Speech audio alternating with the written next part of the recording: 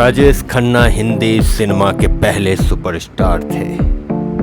उनका करिश्मा कुछ ऐसा था कि उनके फैंस उन्हें खून से चिट्ठियां लिखा करते थे। उनका जादू कुछ ऐसा था कि वो जिस गली भी चले जाते उनकी सफ़ेद कार लड़कियों के लिपस्टिक से लाल हो जाया करती। ये दीवानगी थी लोगों में राजेश खन्ना के लिए। जिसने भी राजेश खन्ना के उस स्टारडम को देखा है उन सबका यही मानना है कि उस दौर में एक मुहावरा की तरह कहा जाने लगा था कि ऊपर आका तो नीचे काका। ये जलवा था राजेश खन्ना का। आज के इस वीडियो में हम राजेश खन्ना की फिल्म ही नहीं बल्कि उनके राजनीतिक यात्रा की बात करेंगे। इस वीडियो में आज हम जानेंगे कि आखिर क्यों लाल कृष्ण आडवाणी को राजेश खन्ना की वजह से दिल्ली छोड़कर गुजरात के गांधीनगर जाना पड़ा। यह भी जानेंगे कि सोनिया गांधी को दोबारा चुनाव लड़ने के लिए राजेश खन्ना ने क्यों मना किया था। और ये भी जानेंगे कि राजेश खन्ना की इस आखिरी इच्छा को सोनिया गांधी ने क्यों नहीं पूरा किया। ये सब जानेंगे विस्तार से, लेकिन आगे बढ़ने से पहले नए साथी मेरे चैनल को सब्सक्राइब करना ना भूलें। आप जब लाइक, कमेंट और सब्सक्राइब करते हैं तो हमारा हौसला बढ़ जाता है। मैं आपसे वादा करता हूं कि मैं ऐसे वीडियोज लगातार आप सबके लिए बनाकर लाता रहूंगा। तो सब्सक्राइब जरूर कीजिए, लाइक और कमेंट से हौसला बढ़ाते रहिए। तो दोस्तों, हम बात कर रहे थे राजेश खन्ना। दोस्तों, राजेश खन्ना अपनी जिंदगी में बहुत मगन थे, बहुत व्यस्त थे। लगातार काम था, एक के बाद एक सुपरहिट देते जा रहे थे और उनका जलवा था। एक तरह से उनकी तूती बोलती थी माया नगरी मुंबई में। अमिताभ बच्चन का उदय हो चुका था। बावजूद इसके राजेश खन्ना व्यस्त थे और राजेश खन्ना की पूरी दुनिया फैन थी। लेकिन राजेश खन्ना राजीव गांधी के बहुत बड़े फैन थे। और ऐसे में जब एक दिन राजीव गांधी से उनकी मुलाकात हुई और राजीव गांधी ने राजेश खन्ना से अनुरोध किया कि आप कांग्रेस पार्टी क्यों नहीं ज्वाइन कर लेते।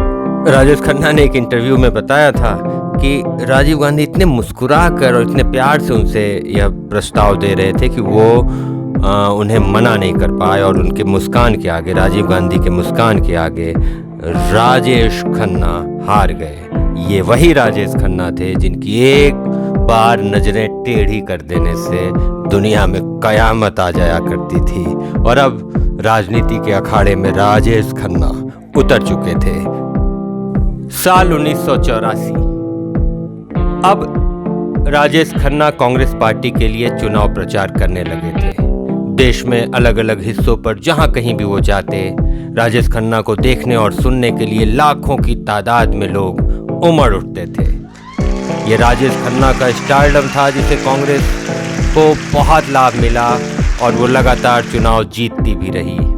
इंदिरा गांधी के बाद राजीव गांधी के भी काफी करीबी होकर रहे राजेश खन्ना। और 1991 आते आते आखिरकार राजीव गांधी ने राजेश खन्ना को चुनाव लड़ने के लिए मना ही लिया।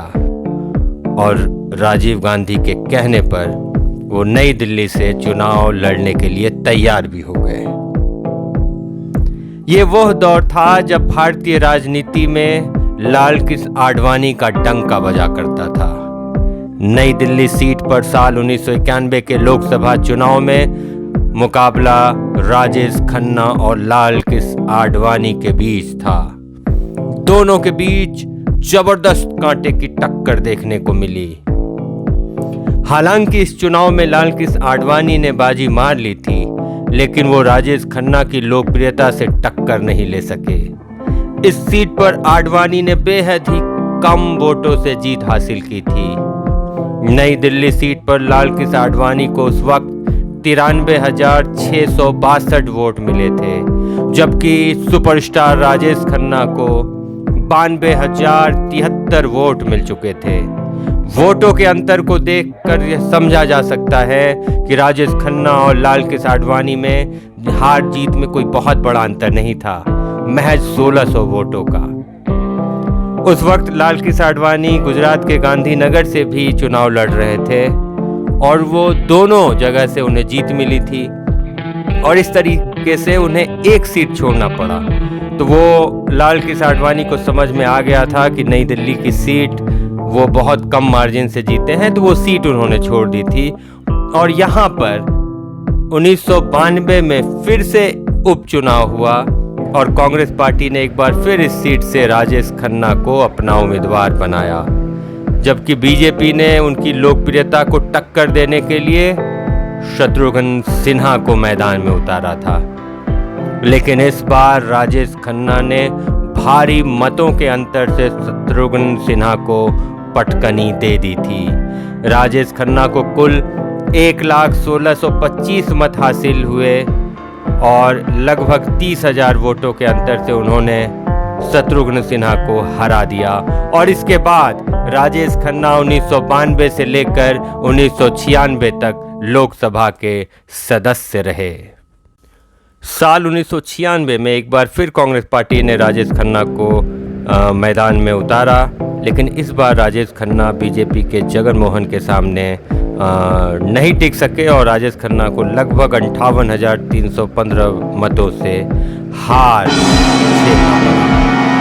और ये इस हार के बाद राजेश खन्ना का राजनीति से मोह भंग हो गया।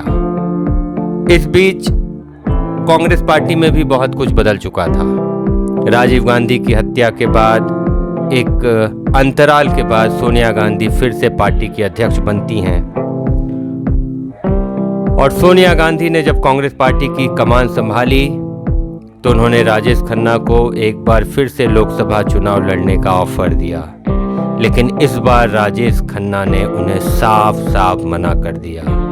राजेश खन्ना ने उनसे कहा कि कांग्रेस के साथ जुड़े रहना मेरा सौभाग्य है, लेकिन अब लोकसभा चुनाव लड़ना मेरे बस की बात नहीं। राजेश खन्ना ने सोनिया गांधी से कहा कि अगर आप चाहती हैं कि मैं कांग्रेस में रहकर देश के लिए कुछ करूं तो आप मुझे राज्यसभा भेज दीजिए, लेकिन लोकसभा चुनाव लड़ना अब मेरे बस की बात नहीं।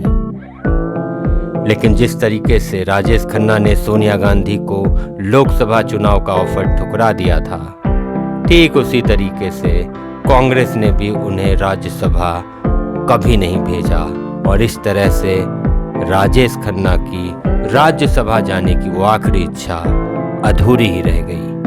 सोनिया गांधी चाहती तो उन्हें राज्यसभा भेज सकती थी, लेकिन ऐसा हो न सका। और उसके बाद वही हुआ जो होना था। आहिस्ता आहिस्ता राजेश खन्ना कांग्रेस पार्टी में हाशिए पर चले गए।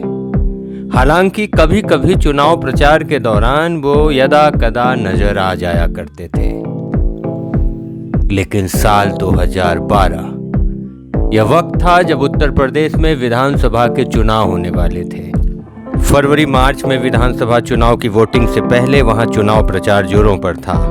राजेश खन्ना उस वक्त यूपी में ही मौजूद थे, लेकिन कांग्रेस पार्टी ने उन्हें इस लायक भी नहीं समझा कि स्टार प्रचारक रह चुके राजेश खन्ना को 2012 के उत्तर प्रदेश विधानसभा चुनाव में प्रचार के लिए कह सके। इस बात से राजेश खन्ना को बहुत धक्का लगा। राजेश खन्ना मुंबई लौट चुके थे। यह उनके जिंदगी के कुछ आखिरी महीने थे। उन्हें कैंसर हो गया था। वह कैंसर से भी जूझ रहे थे। काफी अकेले हो चुके थे। उन्होंने अपनी जिंदगी में जो स्टारडम देखा था, अपने मिलने जुलने वालों को उसकी कहानियां सुनाया करते थे। बहुत बहुत अकेले हो गए थे राजेश खन्ना। और इसी गमगीन और तन्हाई में 18 जुलाई 2012 को राजेश खन्ना ने इस दुनिया को अलविदा कहा। 1974 में आई राजेश खन्ना की एक सुपरहिट फिल्म आपकी कसम, जिसका एक गीत आप सबने जरूर सुना होगा। जिंदगी के सफर में गुजर जाते हैं जो मकाम, वो फिर नहीं आते, वो फिर नहीं आते। राजेश खन्ना ने भी जो मकाम अपनी ज़िंदगी में देखा है वह ख्वाबों में भी बहुत लोग नहीं देख पाते हैं। उम्मीद है यह वीडियो आपको पसंद आई होगी। लाइक, कमेंट, सब्सक्राइब कर हौसला बढ़ाते रहिएगा। अगली बार कुछ और कहानियाँ, कुछ और हस्तियाँ, कुछ इतिहास के झरोखे से बंद पड़े दरवाजे से कुछ और किस्से, कुछ कहानियाँ, कुछ कविताएं लेकर मैं फिर से हाजिर होऊंगा। तब तक के लिए विदा। जिंदाबाद।